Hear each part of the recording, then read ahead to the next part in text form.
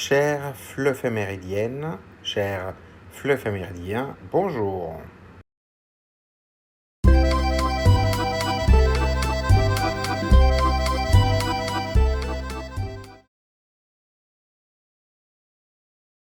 La Journée internationale de la montagne a été instaurée par l'ONU pour rappeler l'importance écologique, culturelle et économique des régions montagneuses.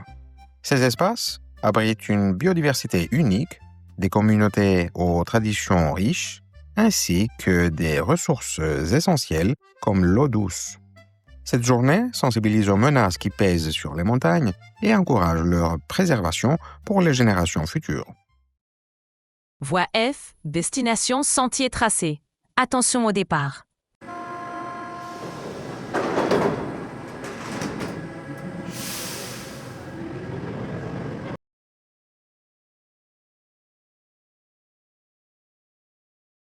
Première question. Préférez-vous la mer ou la montagne? Chacun apprécie ces lieux pour des raisons différentes. La montagne peut offrir l'air frais, les grands paysages, le calme et la beauté des sommets. La mer attire plutôt avec le soleil, la plage, l'eau et les activités nautiques.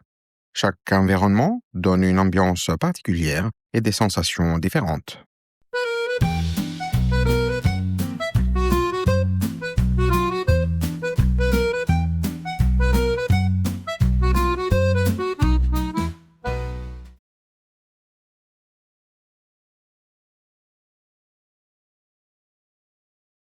Deuxième question. D'après vous, quelle est la saison idéale pour aller à la montagne? Certaines personnes préfèrent l'hiver pour la neige, le ski et l'ambiance chaleureuse. D'autres choisissent l'été pour marcher, respirer l'air pur, faire un pique-nique ou admirer la nature.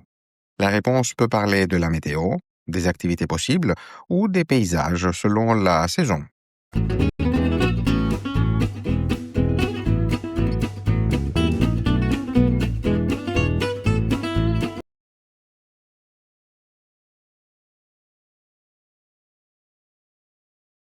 Troisième question.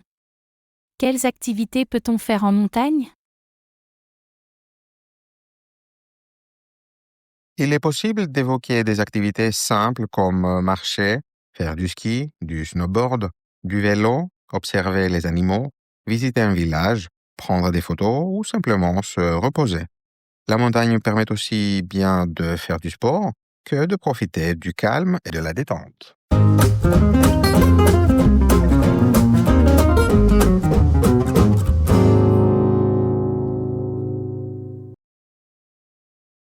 Voie L, destination terrain conquis. Attention au départ.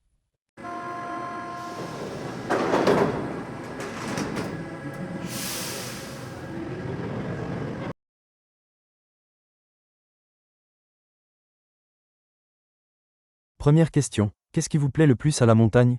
Aimeriez-vous y vivre toute l'année? La réponse peut décrire ce qui attire. Le silence, l'air pur, les grands espaces, le sentiment de liberté, le contact avec la nature ou les traditions locales. On peut préciser si vivre toute l'année semble agréable, grâce au calme et à la qualité de vie, ou bien difficile, en raison des hivers rigoureux, de l'isolement et du manque de transport ou de services.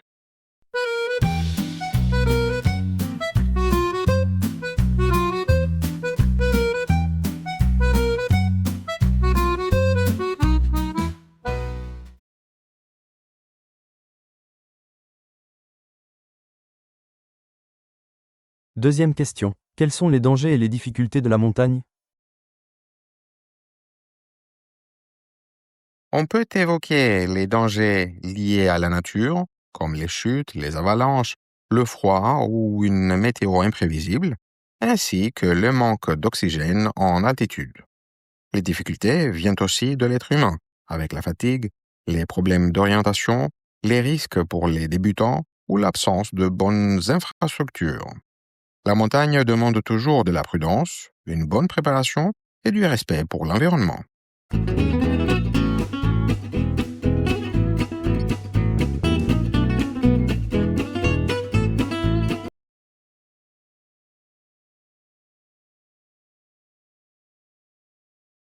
Troisième question. Quelles sont les conséquences du tourisme de masse en montagne? Le tourisme apporte des emplois et dynamise l'économie locale, mais il permet aussi de valoriser le patrimoine, de faire connaître les traditions, de soutenir les commerces et de développer de nouveaux services dans les régions de montagne. Toutefois, il peut également provoquer la pollution, la destruction des paysages, la surcharge des stations, l'érosion des sentiers ou une consommation excessive d'eau. Les réponses peuvent montrer qu'il devient important de développer un tourisme plus responsable et respectueux de l'environnement.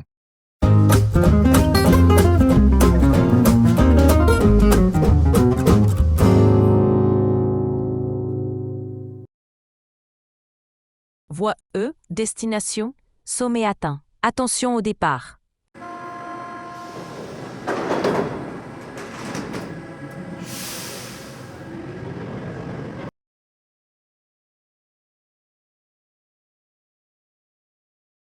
Première question.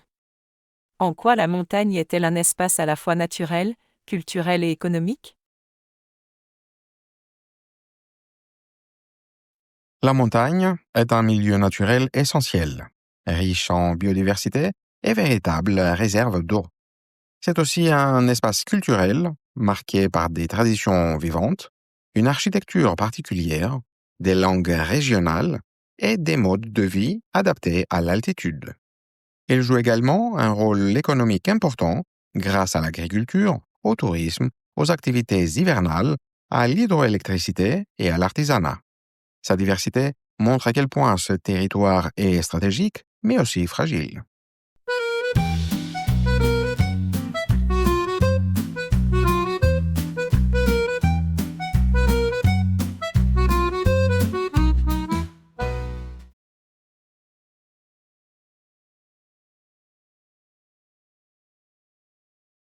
Deuxième question. La montagne est-elle un refuge, un défi ou un danger dans notre imaginaire collectif? Pour certains, elle symbolise la liberté, la solitude ou la paix intérieure. Pour d'autres, elle devient un lieu de dépassement, d'effort, de risque ou de confrontation avec la nature. L'imaginaire collectif associe aussi la montagne à des dangers, comme les tempêtes, les chutes ou l'isolement. Ces visions multiples montrent la richesse émotionnelle et symbolique de ce milieu.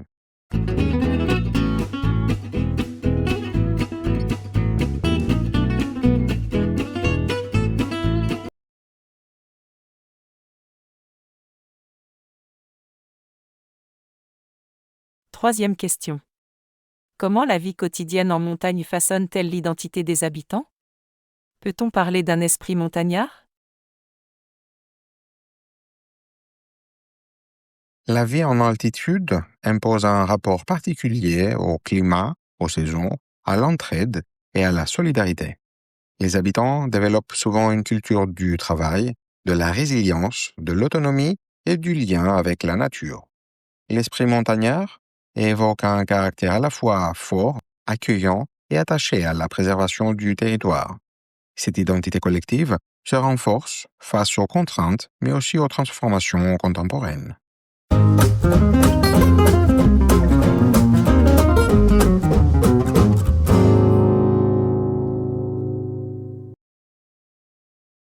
Prochain arrêt.